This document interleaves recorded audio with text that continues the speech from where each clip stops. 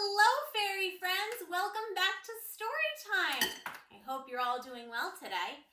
This story is a request from my friend Malcom, who, like his little brother Bodhi, also likes dragons. But since he is the older brother, I thought I would give him a longer book.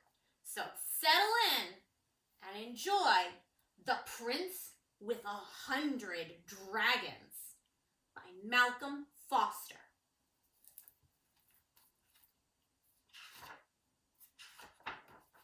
The Prince with 100 Dragons.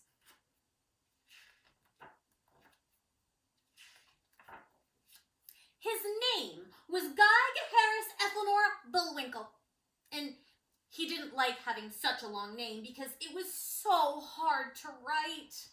He liked being called just plain Guy. He was a prince, and he didn't like that either. What he really liked was catching butterflies and collecting bugs. It was much easier a way back then to collect them because there weren't any bug sprays, so there were lots and lots of bugs. But Prince Guy's father, King Ethelredink, didn't want Guy to collect them. He would get all red in the face when he saw Guy with his butterfly net, and he would say, "Humph!" or "Nonsense!" or even "Blast it all anyway!" He said, "Remember, you are a prince. Princes are supposed to learn how to ride a horse and how to use a sword, not how to catch bugs." Guy was sad because he liked butterflies.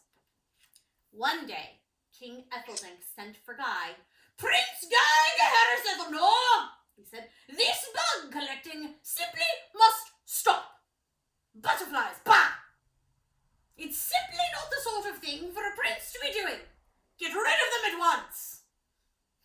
Well, Guy always obeyed his father, so he gave away his butterfly collection, even his best butterflies, to the boy who took care of the horses at the castle. Then he put on his armor after he had oiled it so it wouldn't squeak, and went out to practice riding his horse around the castle yard. Only he kept falling off his horse and getting his armor all bent, and he got grass and dirt in his eyes and mouth. But his father had told him to practice, so he did. He was terribly sore by the time he went to bed that night. Each day he rode, and each night he was sore again. He wished he could collect bugs instead, or butterflies. But of course he couldn't. Now, in those days, knights and princes had to go out killing giants and dragons and things like that. It was part of their job, and that was what King Ethelredink wanted Guy to do. At breakfast, he would say, "Well, everybody seems to be killing lots of dragons and giants lately. At least, almost everybody." And Guy would get embarrassed and look down at his cereal bowl. At lunch, King Ethelredink would say, "You haven't killed any giants lately, have you, son? About time you did, you know. At least one or two, even a small one." At supper time, he would say, "Why haven't you killed any giants or dragons? Not afraid of them, are you?" Guy's ears would grow all tingly and red, and he would say very quietly he wasn't afraid of giants. He just didn't want to go around killing them. After all, giants were only people who had never quite stopped growing. It wasn't nice to kill people for that. It wasn't their fault. One day, Guy decided he would have to do something because the knights and everybody else were starting to laugh at him. They would say, "How is that Prince Guy never kills any giants or dragons?" And somebody would answer, "Oh, you know him. He's afraid. All he knows how to kill is butterflies." And then another would say, "Butterflies? Why, he's even afraid of butterflies nowadays. Ha ha ha!" When Guy went by the kitchen door, the cook's children would run out and yell, Guy, scared of a butterfly." Poor Guy even thought about running away from home. Everybody was so unfriendly. At last, he decided he would kill a dragon. They were different from giants. They really were bad, everybody said. Only he wondered how he could find a dragon that needed killing. He looked in the newspaper. He asked his friends. He went around to people's houses and asked them, "Have you seen any dragons lately? Have they eaten any fair maidens?" That was what dragons were supposed to do, but everybody shook his head and said no. So Guy decided to put on his armor and ride off to the wild mountains and looked for one himself. And the next morning he did. He rode for a long time and he looked and looked and looked. It was hard riding through in the mountains because of all the big rocks. And one time Guy fell off his horse and got a big dent in his armor. It squashed him terribly. He could hardly breathe, but he knew he had to find a dragon, so he got on his horse and rode some more. After a while, he came to a cave. There was a sign over the door that said, "No dragons in here! Try the next cave." Now, the dent in his armor hurt Guy so much that he decided to see who did live there, because he thought whoever it was might have a hammer to hammer the dent flat again. He got off his horse and went to the door. "Hello?" he said, and knocked at the door. There was no answer. He knocked louder and called, "Anybody home?" "Go away," said a voice inside the cave. "Who's that?" Guy asked. "None of your business." The voice said, "Now go away." But the dent really hurt, and Guy decided to go in the cave anyway. He knew it wasn't good manners to go in when he hadn't been asked. Still, this was an emergency. Well, what should he see inside, sitting by the fireplace and reading a book, but a huge dragon? "A dragon?" he said. "Not really," the dragon said over his shoulder. "Well, you look like a dragon," Guy said, and he did too. "Do I?" the dragon asked. "Funny, isn't it? Because I'm really a cow." Guy looked more carefully. "You look like a dragon, all right," Guy said as politely as he could. "You don't really look like a cow. Not any." "Really?" the dragon asked. "Well, suit yourself." He started to read his book again. "What are you reading?" Guy asked, hoping that if it was a story, he could hear it. "Nothing you would like," the dragon said. "Only about butterflies. Now, go away." "Butterflies?" Guy wished he could read about butterflies or even just look at the pictures a while. It had been a terribly long time since he had given his collection away. "Is it interesting?" he asked. "Very." The dragon didn't bother to look up. "Now, why don't you go away and kill a giant or something?" He was very unfriendly. "I used to collect butterflies," Guy said sadly. The dragon looked at him. He saw that Guy was really quite small for a knight, and friendly too, and very unhappy. Now, the dragon was a kind dragon at heart, and when he saw how unhappy Guy looked, he couldn't be unfriendly any longer. "Ahem," he said. Would you like to see my collection?" Guy smiled and blinked back a tear. "Oh, yes," he said. "Could I, please?" The dragon hurried into the next room and came back with a tray of beautiful butterflies. "They're beautiful," Guy said. The dragon was quite proud, but he was modest. "Oh, they're not so much," he said, "but there are one or two rather nice ones, aren't there?" "A red admiral and a tiger swallowtail," Guy said softly. "Once I had a red admiral." "Really?" the dragon asked. "Did you really? But what happened to your red admiral?" "Oh, I gave it away," Guy said. "I got too old for them."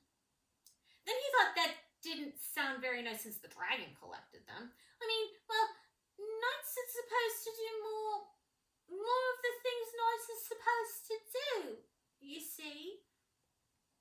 The dragon pointed down at Guy's sword. "You mean things like killing dragons?" he said, and he shuddered. Guy was very embarrassed. "No," he said, "I forgot I had this." He tried to hide his sword. "A likely story," the dragon said. "Well," Guy answered, being honest about the whole thing, I was looking for a dragon to kill. The dragon gave him a nasty look. I should have known, he said. I think you had better go home now. He snorted a puff of smoke from his nose and swished his tail back and forth terribly. But I really didn't want to kill one, Guy said quickly. Ha! It was scary when the dragon laughed because of the smoke. Really? Guy explained. I'd rather collect butterflies, but my father said to go kill some dragons, so I had to. But I really didn't want to. If you know any mean ones, though, I could kill them. The dragon snorted, and this time some fire came out of his nose. Dragons are not mean! Everybody says they are, Guy said. They eat fair maidens. Nonsense, the dragon said. How could they? Dragons don't have any teeth. Look! And he opened his mouth. He was right. No teeth at all. We prefer ice cream, he explained. After all, if you braved fire, wouldn't you like something nice and cool to eat? But why do people say that dragons eat fair maidens? Guy asked. I simply don't know, the dragon said. But people don't always tell the truth. You know that. Fair maidens, indeed. A dragon can't even go outside to catch a few butterflies, but when some knight comes chasing after him, a dragon's simply not safe nowadays. The dragon complained. Guy said, It must be hard being a dragon. You don't know how sad it really is.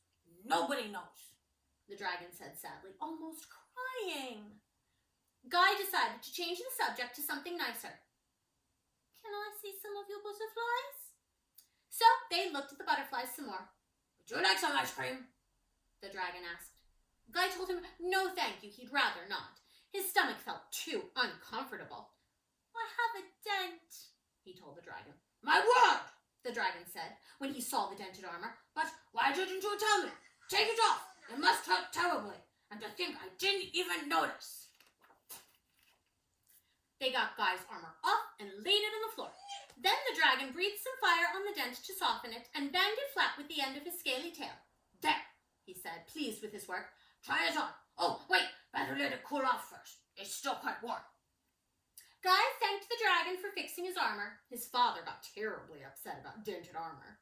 At last, Guy put it on again and told the dragon, Well, I guess I'd better go home now. It's just about supper time. Really? The dragon asked. Must you go so soon? Why, you just got here. How time flies. Guy nodded. Can I come back tomorrow? Certainly, the dragon told him. Certainly. Whenever you like. Bring a butterfly net too. Of course, he said. I don't use a net myself. You see, we dragons have long, sticky tongues. I like frogs. That's how I caught on mine. It's really very handy. Oh, Guy said. Then he looked worried. I wonder what I'll tell my father when he sees I haven't caught a dragon or anything. I do hope he won't be angry, the dragon said.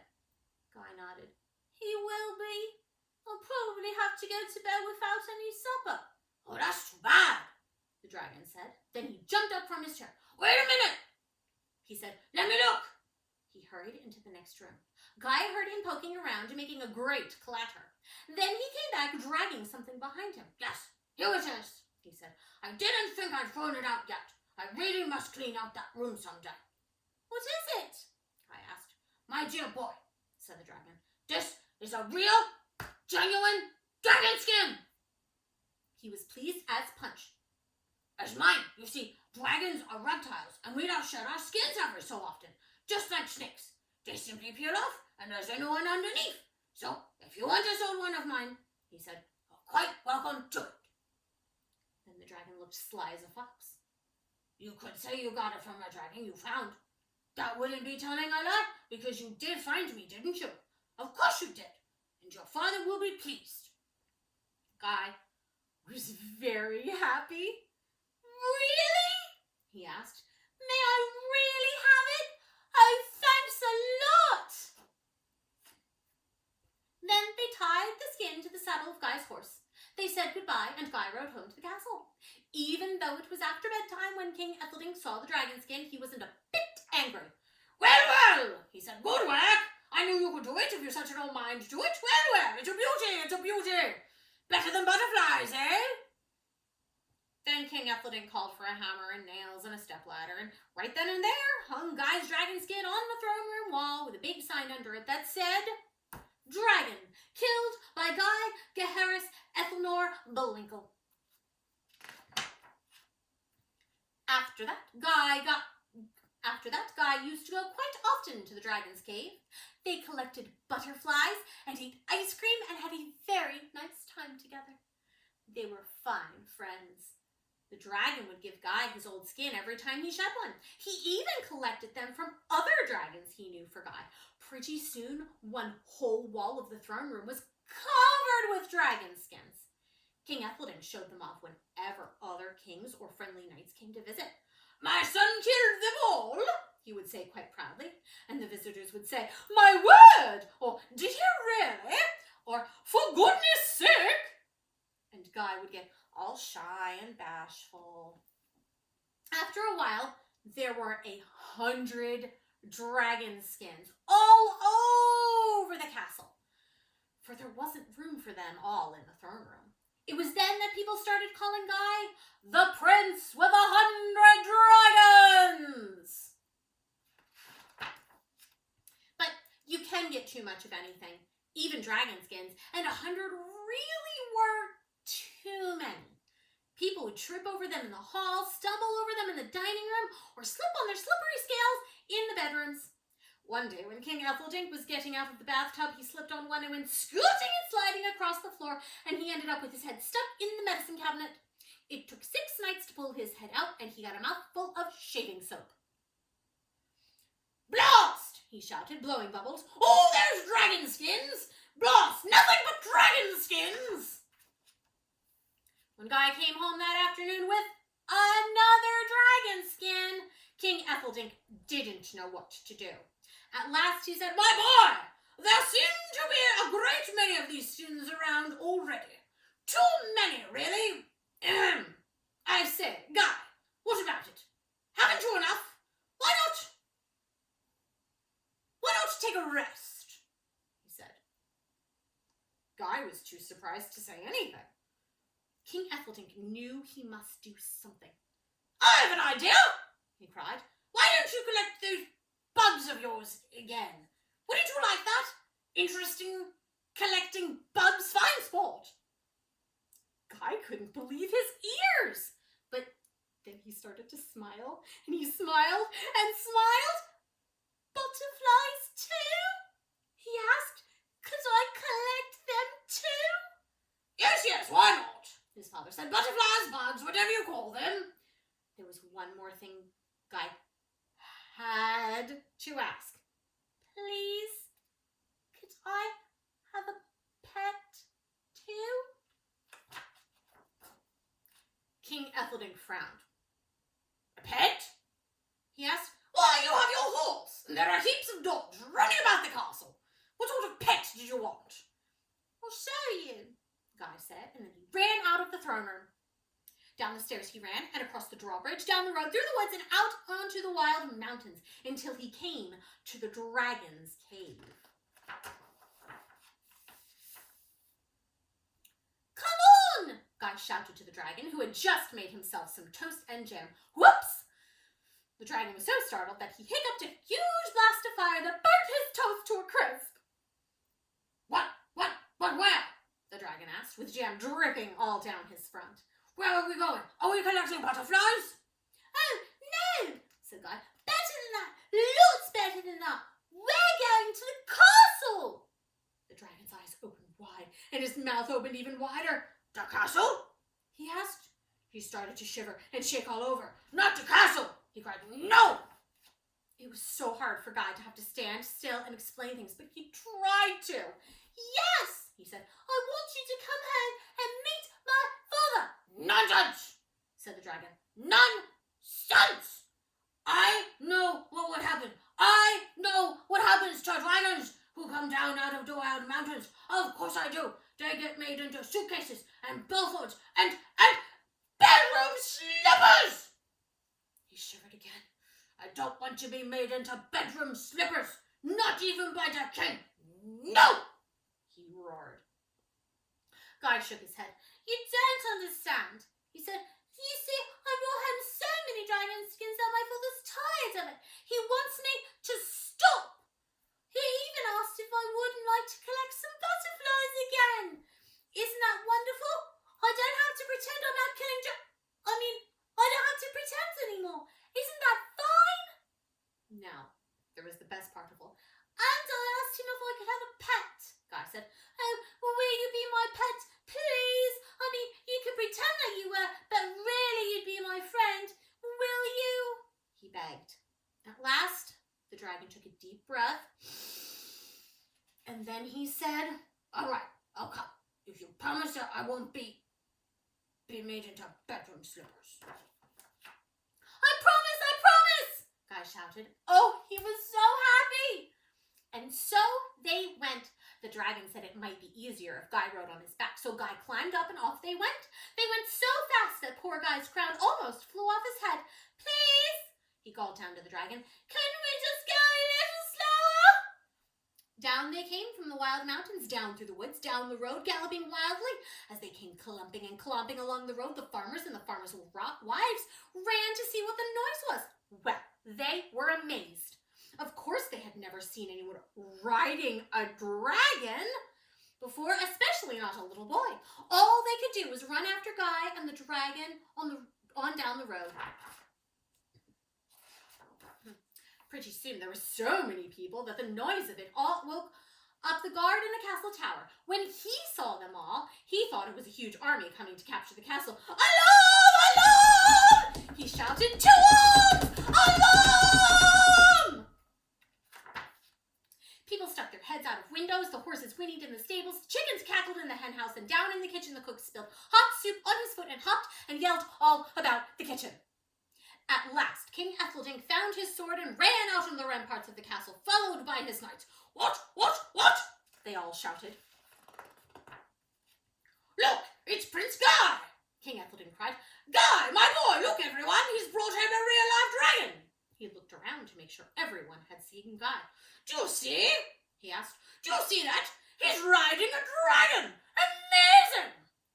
Oh, the king was proud. And he was even prouder when Guy looked up and saw him and waved at him. King Ethelring was the proudest father in his whole kingdom, perhaps even in the whole world. Well, of course he let Guy keep the dragon in the castle, and nobody ever called Guy a coward again. Never. Not when he kept a real live dragon right in his own room. So Prince Guy and the dragon lived quite happily together, collecting butterflies, eating ice cream, and having a really wonderful time. The end. I hope you have a really wonderful time until it's time for our next story.